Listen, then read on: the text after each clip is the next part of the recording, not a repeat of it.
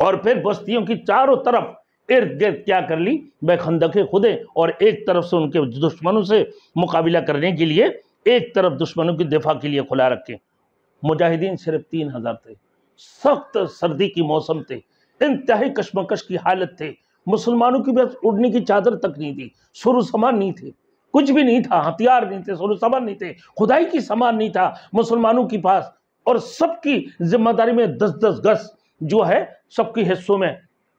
خدائی تھے۔ حضور صلی اللہ علیہ وسلم اپنے بھی حصہ لیے ہوئے تھے، حضرت سلمان فارسی رضی اللہ تعالیٰ عنہ کو بھی حصہ دی ہے۔ Thanks for watching. Don't forget to like, comment, share and subscribe to Maulana Habibullah Rouhani Official. حضور صلی اللہ علیہ وسلم نے بہت سی معاملات میں صحابۃ الاجمعین سے مشورہ لیا کرتے تھے، جسے غزوہ خندق کے اندر رسول مقبول صلی اللہ علیہ وسلم مسجد فتح میں بیٹھے ہوئے تھے۔ اللہ کے رسول ظہر کی وقت میں، اللہ کے رسول صلی اللہ علیہ وسلم ظہر کی وقت تھے، رسول مقبول صلی اللہ علیہ وسلم حسبنا اللہ و نعم الوکیل نعم المولا و نعم النصیر یہ پڑھ کر صحابۃ الاجمعین کو لے کر بیٹھے اور مشورے شروع کیے، اور صحابۃ الاجمعین نے اپنے اپنے رائے پیش کیے۔ حضرت سلمان فارسی رضی اللہ تعالیٰ عنہ بھی اپنا رائے پیش کیا، اپنا خیال پیش کی، یا رسول اللہ ہمارے فارس میں اس انداز سے جو ہے نا جنگ کی جاتی ہے،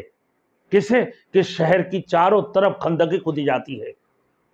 جنگ کرنے کے لیے، اور ایک طرف کھلا رکھ کر ان سے مقابلہ کی جاتی ہے۔ تو اللہ کے رسول صلی اللہ علیہ وسلم نے حضرت سلمان فارسی رضی اللہ تعالیٰ عنہ کی رائے کو قبول کیا، اور پھر بستیوں کی چاروں طرف ارد گرد کیا کر لی، بے خندقیں کھدے، اور ایک طرف سے ان کے دشمنوں سے مقابلہ کرنے کے لیے ایک طرف دشمنوں کی دفاع کے لیے کھلا رکھے۔ مجاہدین صرف 3000 تھے،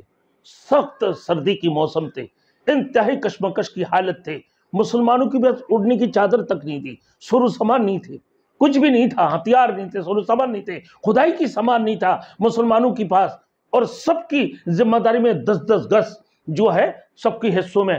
خدائی تھے۔ حضور صلی اللہ علیہ وسلم اپنے بھی حصہ لیے ہوئے تھے، حضرت سلمان فارسی رضی اللہ تعالیٰ عنہ کو بھی حصہ دی ہے۔ تو وہاں پر اللہ کے رسول نے جب مشورے لیا، سلمان فارسی کی رائے کو اختیار کیا اللہ کے رسول نے، تو 3000 مجاہدین 50,000 دشمن کے ساتھ لڑنے کے لیے کھڑے ہوئے۔ آپ نے فرمایا مشرکوں کا یہ آخری حملہ تھا، آئندہ وہ حملہ کرنے کی جرات نہیں کر سکتے ہیں، بلکہ اللہ کی فضل و کرم سے ہم ان پر حملہ وار ہوں گے۔ تو ایسی جنگ کے دوران جب دشمن کا دباؤ بہت زیادہ بڑھ گیا، دشمن کا دباؤ بہت زیادہ بڑھ گیا تھا، تو رسول مقبول صلی اللہ علیہ وسلم نے یہ خیال کیا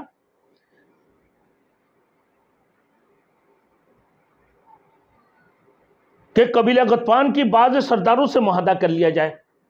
کہ ان کو مدینہ کی درختوں کی آمدنی کا جو پھل ہے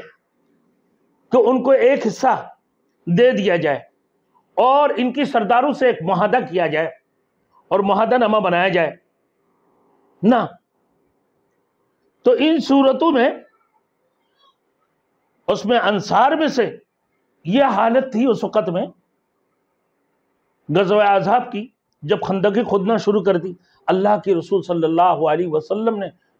قبیلہ غطفان سے یہ معاہدہ کرنا چاہ رہا تھا۔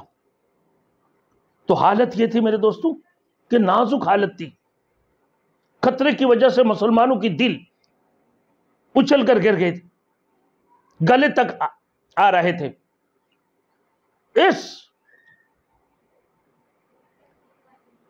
اس منظر میں اللہ تعالیٰ نے سورۃ الاحزاب کے اندر یوں بیان فرمایا کہ بلغت القلوب الحناجر، اس تمام تر دباؤ کی باوجود بھی مدینے کے انصار کہ ان کی خوف سے، خطرے کی وجہ سے مسلمانوں کی دل نہ اچھل کر گلے تک آ رہے تھے۔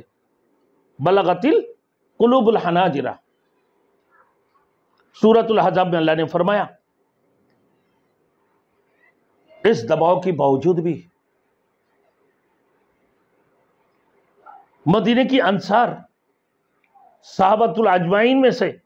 حضرت سعد بن معاذ